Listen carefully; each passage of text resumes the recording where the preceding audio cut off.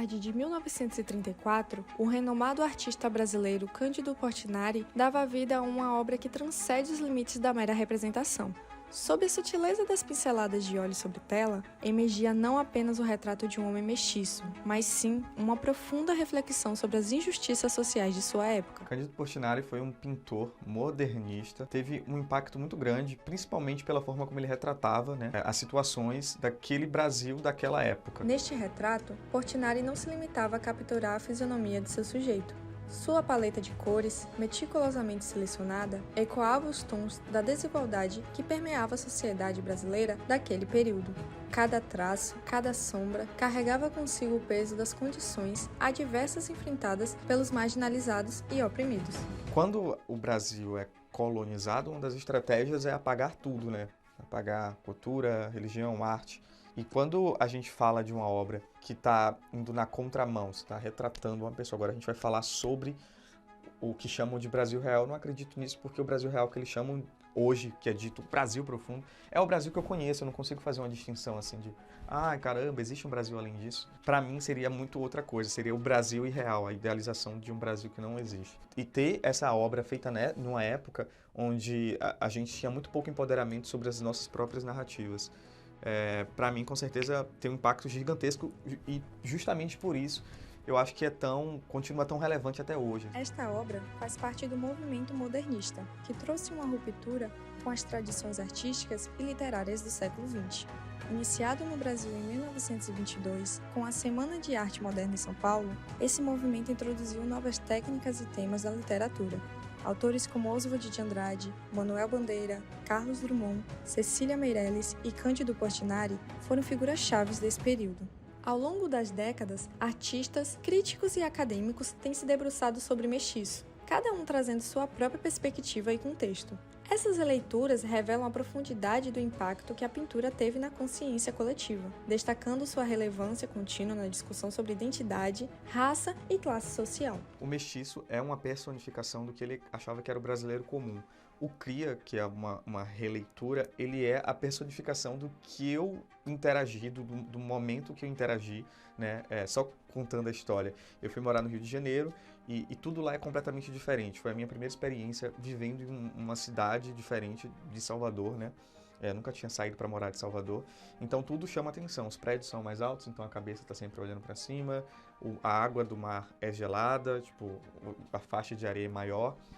As pessoas se comunicam de uma forma diferente, se vestem de uma forma diferente, então tudo aquilo foi me chamando a atenção e eu quis muito, ali com os 4, 5 meses morando no Rio, eu queria ter a minha contribuição, a minha versão para falar sobre aquilo ali, para falar sobre o quão caótico era, enfim, tudo que eu via, tudo que eu observava e eu absorvia. E aí culminou de existir uma obra do Cândido Portinari, onde ele tenta retratar esse cidadão, essa pessoa, e eu falei, pronto, então já achei o ponto principal, eu vou retratar uma pessoa com base no que eu vejo. No centro da imagem, temos um homem mestiço de braços cruzados, sem camisa, em uma lavoura de café. Pela cor de sua pele, seus traços, olhos puxados e fundos, lábios grossos e grandes e nariz largo, vemos que se trata de um mestiço mulato nascido de uma mistura de brancos e negros, um típico brasileiro. Suas mãos são grandes, unhas sujas, demonstrando o trabalho braçal e de aparência forte. Perceba que o homem está em primeiro plano e com uma linha no horizonte ao fundo. Podemos afirmar que se trata de uma obra bidimensional e figurativa. Por ter abandonado a ideia linear de proporção, volume e perspectiva, notamos o gigantismo da figura representativa, evidenciando a narrativa e glorificando a classe operária. São essas características que tornam a obra parte do movimento modernista. As cores têm um tom do expressionismo. O rosto dos campos evidencia a utilidade da terra, tanto as pedras quanto os troncos propõem a ideia de profundidade, a técnica da perspectiva geométrica utilizada na cena no muro do bananal e na casa. Tem muita a questão da intencionalidade das coisas, de onde a gente coloca, por exemplo, aquelas árvores, elas não estavam ali.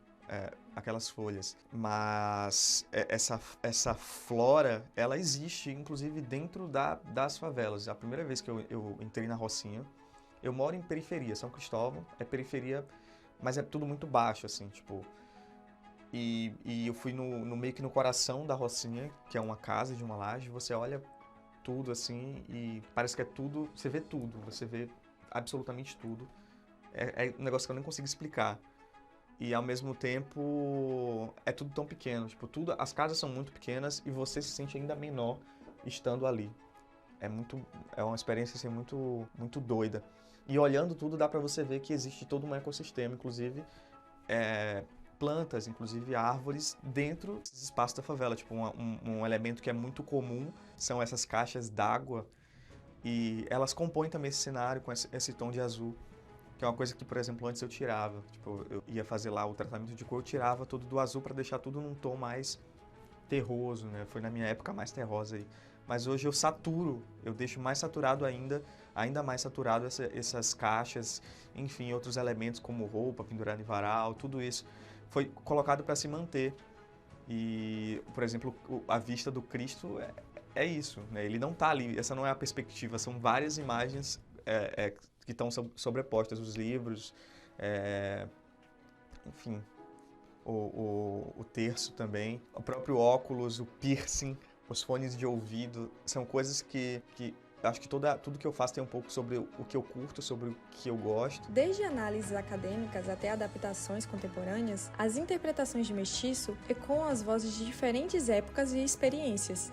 Através dessas lentes diversas, somos lembrados do poder transformador da arte e da capacidade de uma única obra transcender o tempo e o espaço. Assim, esta pintura se revela como mais do que simplesmente uma representação visual. É um testemunho silencioso das lutas e das aspirações de uma nação em busca de justiça e igualdade. Uma janela para o passado que ecoa ainda hoje, convidando-nos a refletir sobre o nosso papel na construção de um mundo mais justo e humano.